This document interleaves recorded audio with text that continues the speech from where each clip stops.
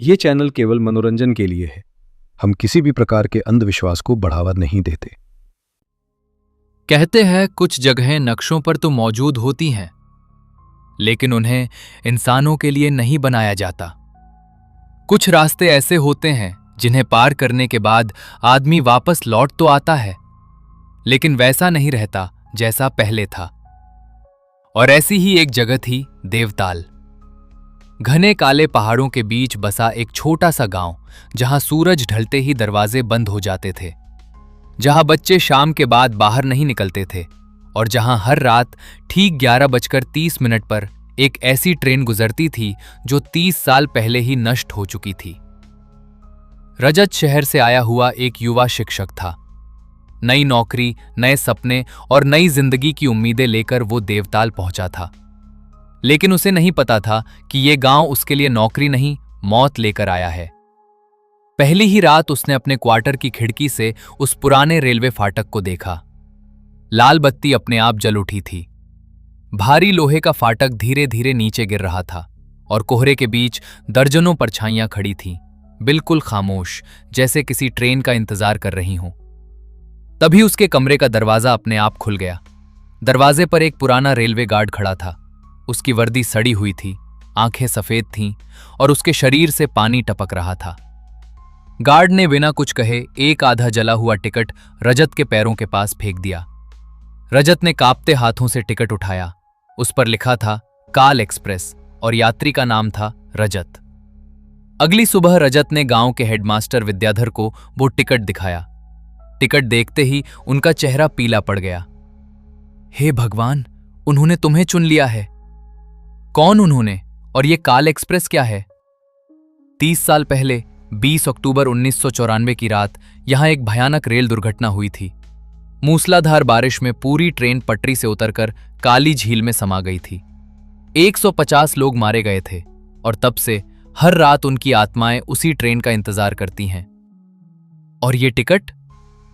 जिसे भी ये टिकट मिलता है, अगली रात वो ट्रेन उसे अपने साथ ले जाती है। रजत का खून जम गया। उसने उसी वक्त गांव छोड़ने का फैसला किया, लेकिन बाहर जाकर पता चला कि रात की बारिश में गांव को शहर से जोड़ने वाला इकलौता पुल टूट चुका था। अब वो देवताल में फंस चुका था। उसके पास सिर्फ एक रात बची थी। शाम होते ही वो गांव के चाय वाले किशन काका के पास पहुंचा। काका, मुझे बचा लीजिए, मैं मरना नहीं चाहता।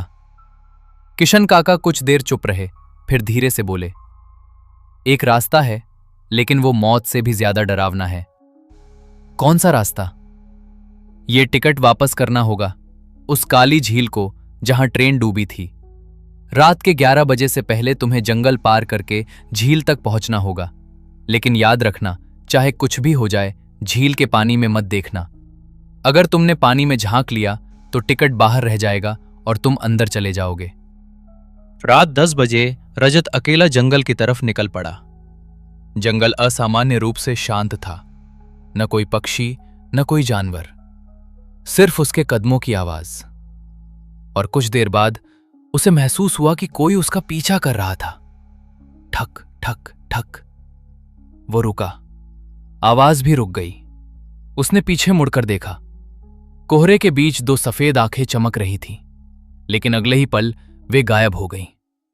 रजत तेजी से आगे बढ़ने लगा। तभी उसे रोने की आवाज सुनाई दी। एक औरत रो रही थी और वो आवाज उसकी मृत मां की थी। रजत, बेटा, मेरी तरफ देखो। रजत की आंखों में आंसू आ गए, लेकिन उसे किशन काका की चेतावनी याद थी। उसने अपने कान बंद कर लिए और आगे बढ़ गया। तुरंत ही वो रोने की आवाज बदल गई। अब वो किसी जानवर की गुर्राहट जैसी लग रही थी। कुछ देर बाद वो काली झील तक पहुंच गया। झील का पानी बिल्कुल काला था, जैसे पानी नहीं, अंधेरा हो। उसने जेब से टिकट निकाला। बस अब उसे पानी में फेंकना था। लेकिन तभी झील में बुलबुले उठने लगे और धीरे धीरे पानी से चेहरे बाहर आने लगे। सैकड़ों चेहरे, सड़े हुए, डरे हुए, मरे हुए, सभी एक साथ फुसफुसा रहे थे, हमारी मदद करो, हमें बाहर निकालो। रजत पीछे हट गया, लेकिन तभी उसने एक चेहरा देखा जो बिल्कुल उसके जैसा था। वही आंखें, वही चेहरा, वही रजत। रजत की चीख निकल गई। तभी पीछे से एक आवाज आई, अब समझे तुम? रजत मुड़ा। वो हेडमास्टर विद्याधर थे, लेकिन अब उनका असली चेहरा सामने आ चुका था। उनकी आंखें काली थीं और शरीर से पानी टपक रहा था। मैं कभी हेडमास्टर था ही नहीं। मैं भी उसी ट्रेन का मुसाफिर हूं, 30 साल पहले वाला। रजत का दिल बैठ गया। इस गांव का सबसे बड़ा झूठ यह है कि ट्रेन हर साल नया मुसाफिर चुनती है। सच्चाई यह है कि गांव वाले नया मुसाफिर चुनते हैं। हर साल किसी बाहरी इंसान को यहां बुलाया जाता है ताकि कोई पुरानी आत्मा मुक्त हो सके। तुम्हें भी इसीलिए यहां लाया गया था। तभी काली झील का पानी फट गया और उसके अंदर से एक जंग लगी हुई विशाल ट्रेन बाहर आने लगी। काल एक्सप्रेस। उसकी खिड़कियों में सैकड़ों मृत चेहरे दिखाई दे रहे थे। ट्रेन आकर रजत के सामने रुक गई। दरवाजा खुला। पुराना रेलवे गार्ड बाहर आया। उसने हाथ बढ़ाया। टिकट? रजत कांप रहा था, लेकिन तभी उसके दिमाग में एक सवाल आया। उस टिकट पर उसका नाम 30 साल पहले कैसे लिखा हो सकता था, जब उसका जन्म भी नहीं हुआ था? अचानक उसे सच्चाई समझ आ गई। यह टिकट असली नहीं था, यह सिर्फ एक जाल था। रजत ने टिकट निकाला और सबके सामने उसे फाड़ दिया। पूरी झील कांप उठी। गार्ड दर्द से चीखने लगा, लेकिन तभी पीछे से ताली बजने की आवाज आई। रजत मुड़ा। किशन काका मुस्कुरा रहे थे। शाबाश, आखिर तुमने पहचान लिया। और अगले ही पल उनका चेहरा बदलने लगा।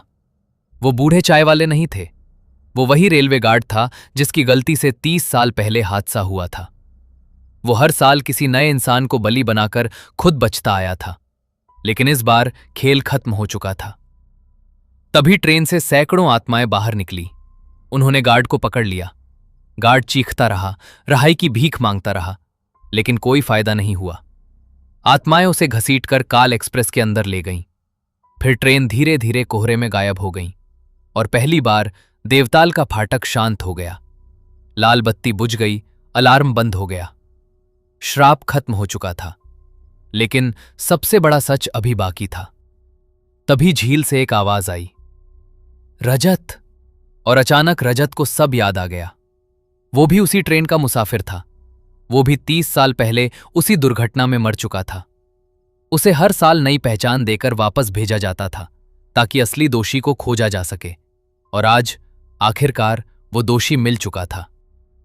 कहते हैं आज भी अमावस्या की रात देवताल की काली झील के ऊपर कभी कभी एक धुंधली ट्रेन दिखाई देती है।